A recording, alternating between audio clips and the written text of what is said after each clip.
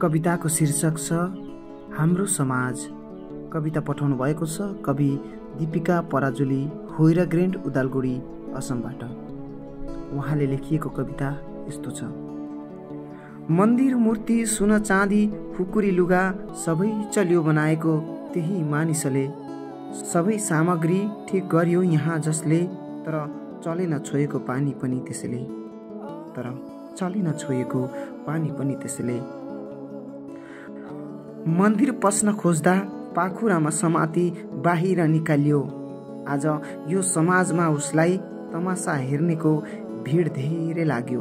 तर एउटा शब्दले यो गलत भयो भन्ने कोही निस्केनन्। तर एउटा शब्दले यो गलत भयो भन्ने कोही निस्केनन्।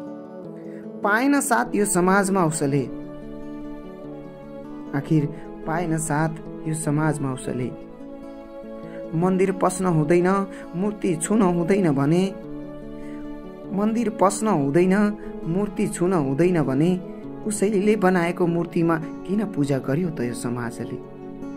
आखिर उसैले बनाएको मूर्तिमा किन पूजा गर्यो त यो समाजले?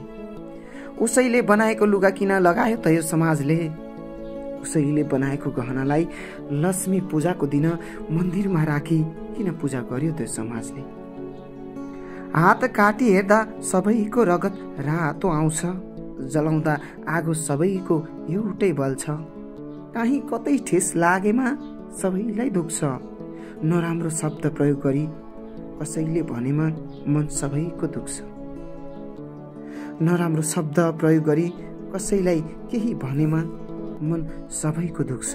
आखिरमा हामीले कहिले बुझ्ने उनीहरूको वेदना, कहिले सम्झिने, कहिले हटाउने यो हिंसा भावलाई, कहिले मेटाउने, कहिले हटाउने यो हिंसा भावलाई अनि कहिले मेटाउने, आखिर कहिले मेटाउने।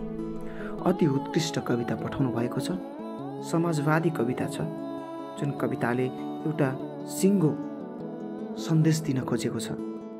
उहाँले पठाएको यस कविता अति उत्कृष्ट बनेको छ।